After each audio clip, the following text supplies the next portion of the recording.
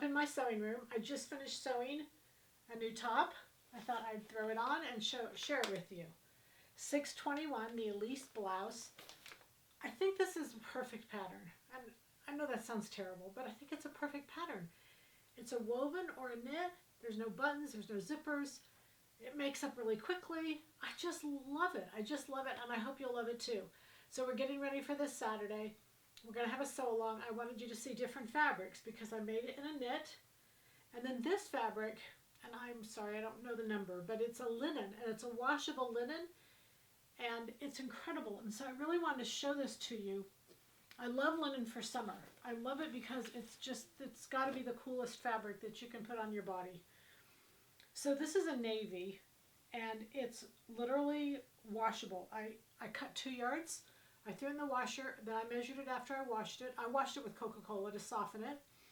It shrunk by 1 inch. And then I put it in the dryer, and it shrunk by 1 inch additional.